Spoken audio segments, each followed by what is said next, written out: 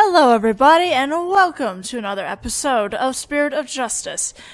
This is just going on its own, so I'll let it keep playing for now. But as you can see, we are still trying to prove where Maya and Abbott in me were actually standing right now. And she made a change to the statement, and that's pretty much where we are right now. So the new statement from the last time is he rushed the accused and tried to fight her off by the Springside Lantern. Alright, so this is where I ran into some problems. Good thing I am, I'm pretty sure I remember what it is now, but it was basically you had to pick a lantern. I knew that much. Nah, it was the next part after this that was causing me issues. So, if we recall, when we were there was one lantern that was broken. So,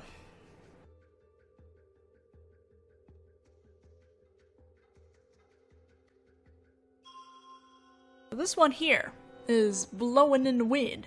So, if this was from the lantern side,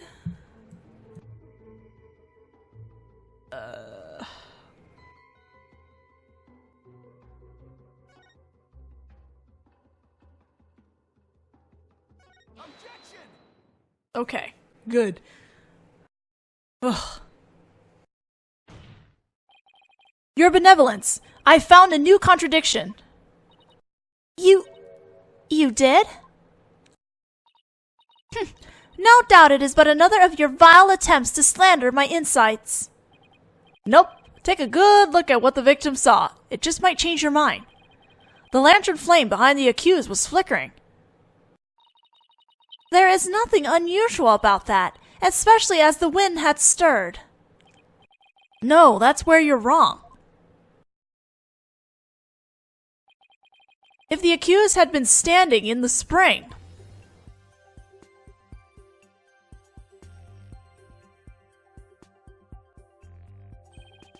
then what you see here should be one of the lanterns flanking the statue.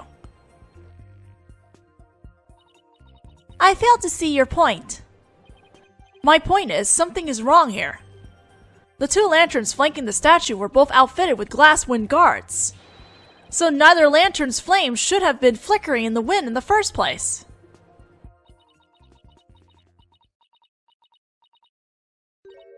Huh. She seems pretty tickled, Nick. I don't remember saying anything funny. I fail to see what you wish to prove here, but... Very well.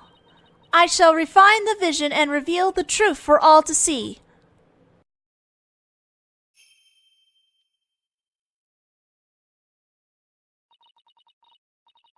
Oh, blessed Midama, I beseech you, fix your sight upon the lantern there.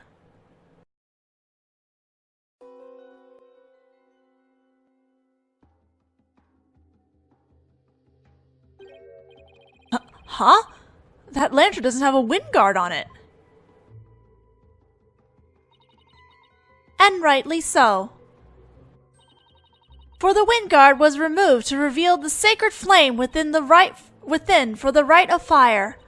Therefore, there is nothing odd about the flame flickering. Say what? Man, someone should have mentioned that. But when we searched the crime scene, those lanterns had their wind guards on. That's because the police put them back on. The sacred flames have burned uninterrupted for hundreds of years, Defense. We could not risk them being extinguished even during an investigation. That would never fly back home. Well, Barbed Head, are you done quibbling? If so, then it is time to bow down before this testimony of the Midama. Nick?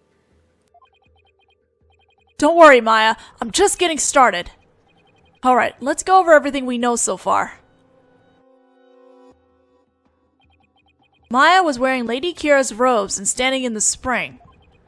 The High Priest is thought to have been moving toward her, so I should look for sensations that stand in contradiction to this arrangement. I won't give up. I'm going to find a contradiction that will undermine the accusations against Maya.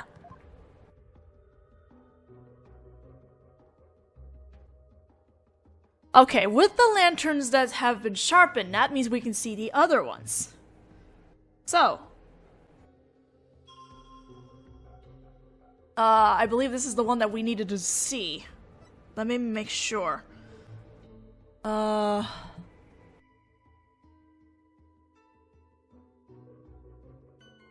try this. Wait.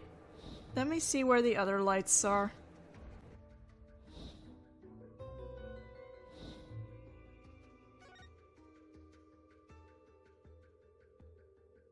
Aha! So, alright, let's look at this one then.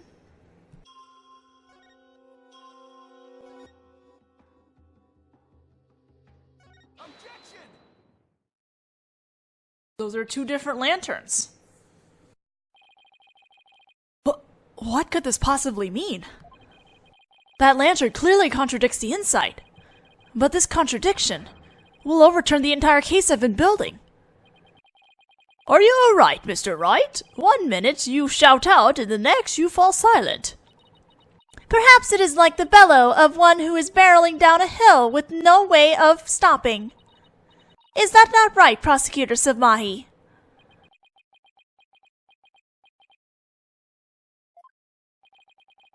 Don't get cold feet now, Phoenix.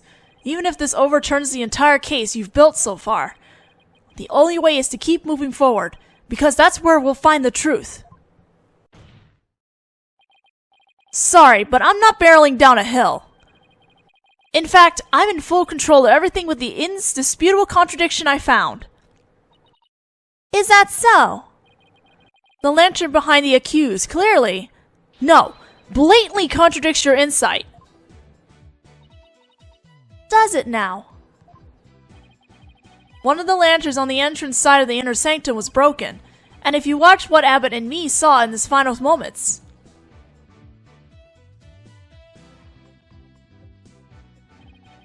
you'll notice that the lantern behind the praying form of Miss Fey is broken.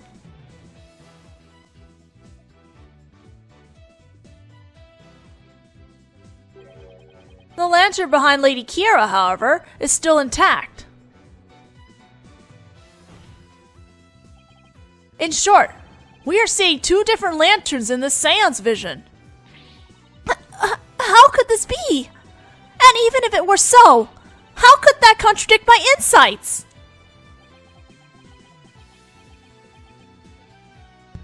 Stop dotting, man. Let me start by saying, the claim I'm about to raise will overturn the case I've built thus far. Will the defense please explain himself? Based on the broken lantern, we can tell Maya and Abbott and me's positions. Where the accused and the victim were standing. But did you not just finish asserting that the accused was standing somewhere else? I did, and I built my argument on that faulty premise. But thankfully, it has led us here. To the actual spot where Maya Fey was standing.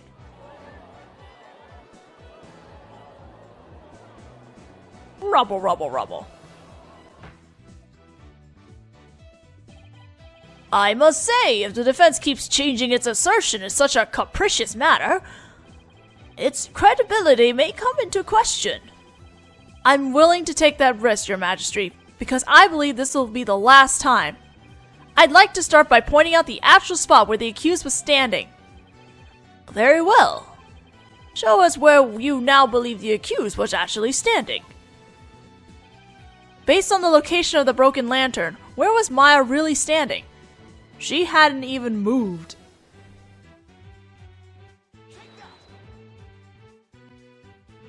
She's back where she was. I wasn't thinking straight before, but now it's all falling into place. We know the victim had stepped into the spring. That means Maya Fey had to have been standing in the water as he approached. However, his memory, which has only now become clear, reveals that Miss Fey was standing by the side of the broken lantern. In other words, She was standing where she was supposed to be according to custom. Hold it! Does that not bring us back to the very beginning? No. This is where things take a different turn, and I mean that literally. The victim had to have been moving toward the spring. That means that while he was moving, he had his back turned toward the accused.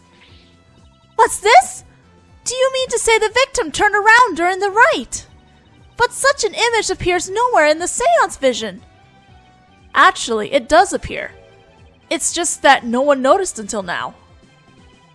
No one noticed? How could no one have noticed something so big?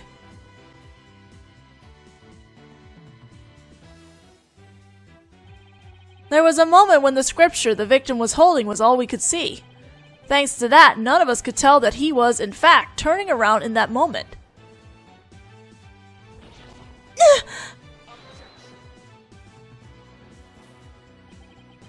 If it is as the defense asserts, then her benevolence's insights no longer make sense. How do you intend to explain that? I don't need to explain anything, because it's just as you said, Prosecutor Samahi. Her benevolence's insights don't make any sense because they contain a huge error. Such insolence!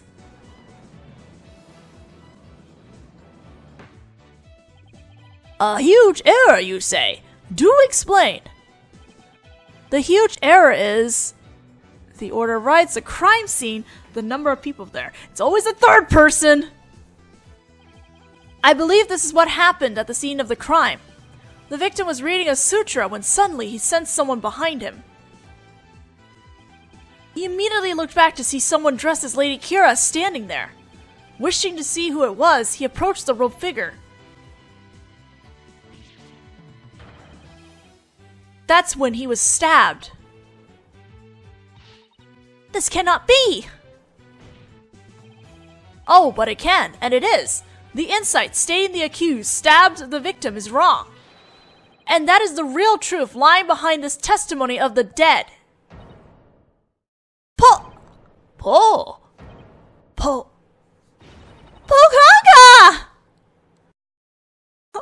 Poor Rafa. Are you suggesting that there was someone else at the scene of the crime?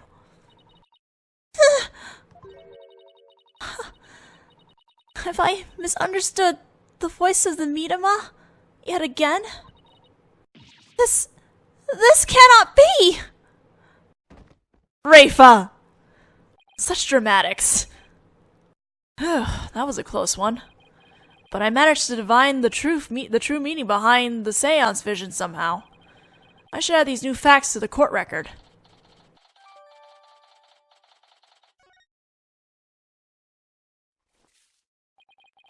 Your Benevolence, please allow me to take it from here. I will overturn the brass accusations of this faithless, putrid-minded lawyer. Yes, I shall place my trust in you. Oh, poor Rafa. She's gonna be moody for the rest of the day. Are you sure about this, Prosecutor Sabati? My work as an international prosecutor has taken me to courtrooms around the world. And in that time, I have learned to perform last rites for souls in trials lacking a seance. Yes, of course. Forgive my ludicrous inquiry. Moreover, I have with me a forensic investigator from overseas. I will show you all the most magnificent last rites ever seen. I guess he really does think highly of Emma and her forensic expertise. I'm impressed that he's come to understand their value. Then again, he is an international prosecutor who's solved tough cases around the world. Time to hunker down, huh? Now then, let us continue with today's proceedings. Could the defense please tell us who the third party dressed as Lady Kira was? Kira. Your new claim has negated the insight of the royal priestess, so I trust you have some evidence to support it, correct?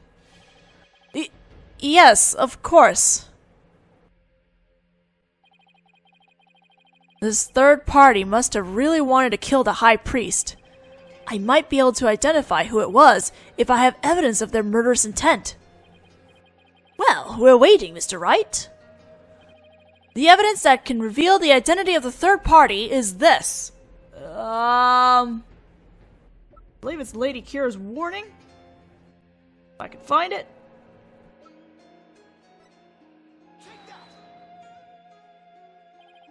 "3 days before the purification rite, the victim received a warning letter from an unidentified individual."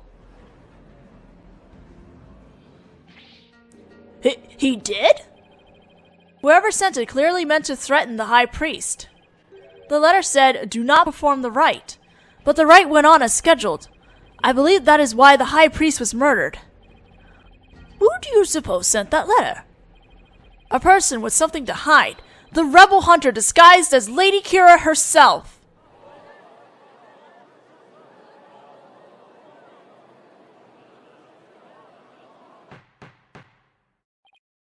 Peace!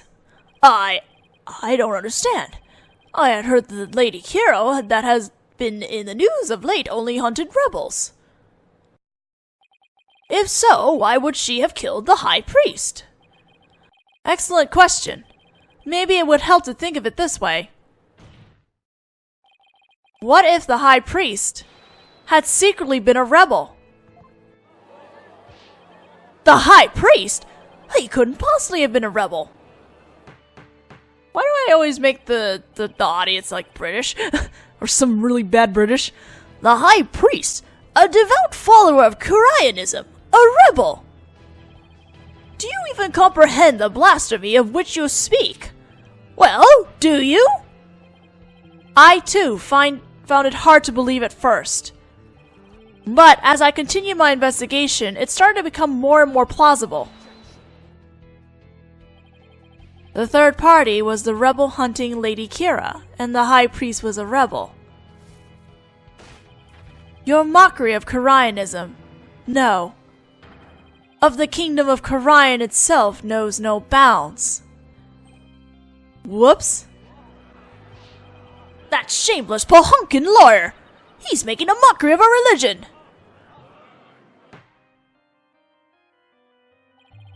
As a faithful Koreanist, I take issue with these claims, and I am loath to admit them in today's proceedings. I don't like where this is going. The defense's claims are but a vile blasphemy tantamount to spitting on the Holy Mother. Is it really that big of a deal, Maya? Abbot Inmi was a distinguished monk, and very well respected too, so yeah. Ugh, please don't let this turn into an international incident. Kinda already is. But fear not, good people of Korean.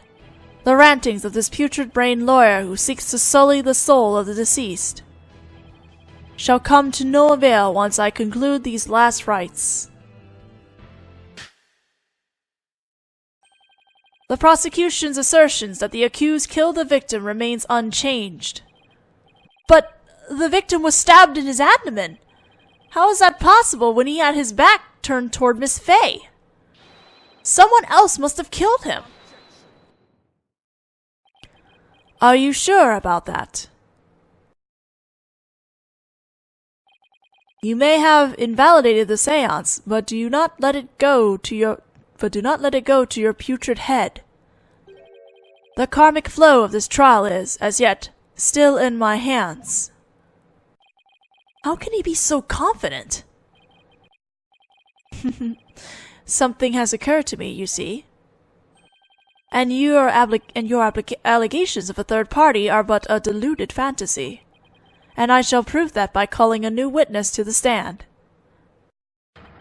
An eyewitness who will deliver a definitive answer that will dispel the defense's doubts. An eyewitness? Very well, let us call this eyewitness to the stand. I think I know who this is gonna be. Yeah! That guy! Hobo guy! Hobo trooper guy. It's him again. Well now, he has to be the shaggiest witness I have ever laid eyes upon. Please state your name and occupation. Oh, I'm, that so-and-so, whatchamacallit.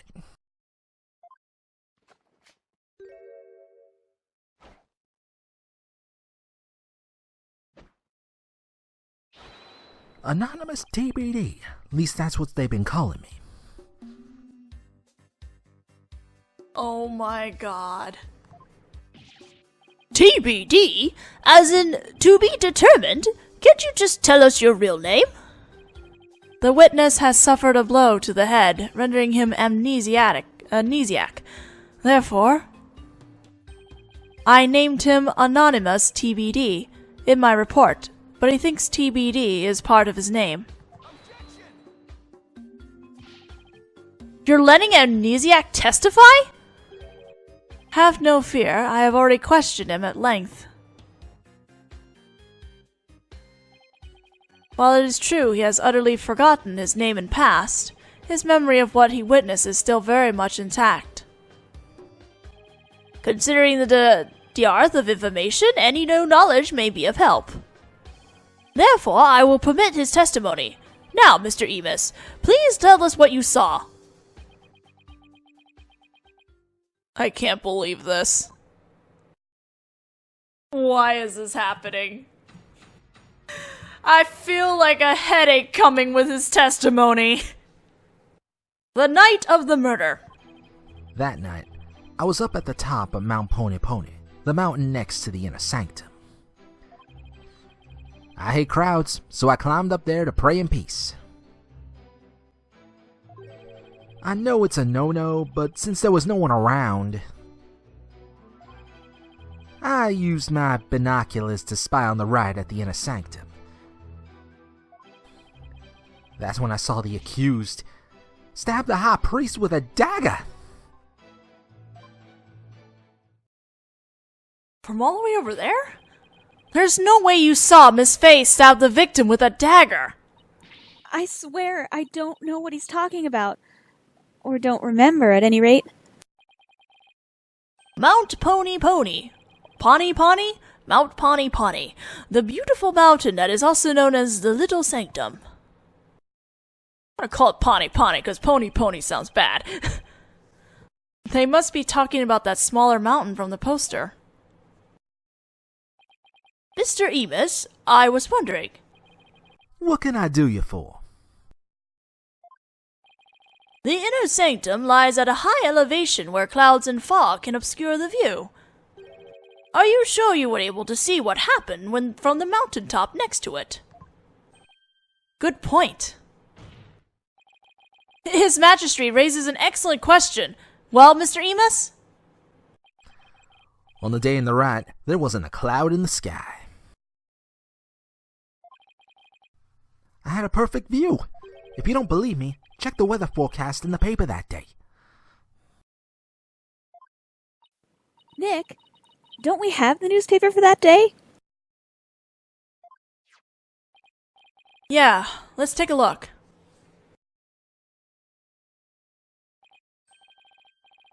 Huh. It does say calm, clear skies, doesn't it? See? Told you so. This man is so fishy. Well, it would appear the witness has offered testimony worth hearing. Mr. Emus, I too have a question for you. Didn't he already question the witness? Well, that's what I'm here for, right? Shoot! How was the accused holding the dagger? Was she holding it underhanded, its blade protruding from the bottom of her hand? Yep, I believe she was. What? It's called a reverse grip. Ah, I thought as much. What? Hold it right there! What bearing does that have on this case?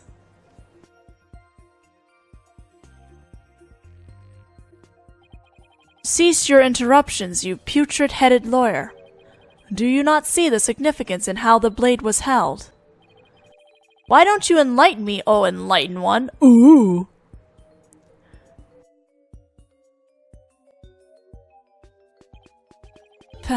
I knew you were a fool. I can already picture you in your next life. Next life? Yes, after your soul rise for centuries in the pits of hell. You shall be reborn as a witness sea urchin, with barbs limited to your posterior.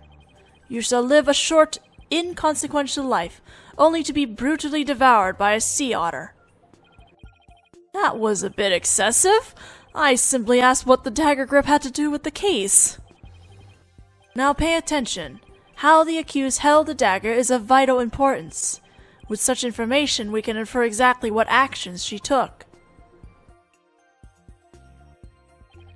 You were saying that the victim was killed while he had his back to the accused. Is that correct? Yes? As such, the accused's dagger grip tells us something very important. The accused approached the victim from behind, swung her arm around, and plunged the dagger deep into his abdomen using the reversed grip. What? Thus, Mr. Emus's testimony clears up any doubts that might remain. And it coincides with her benevolence's insight as well. This is a disaster. I thought I'd blown those insights out of the water, but now they're back to haunt me.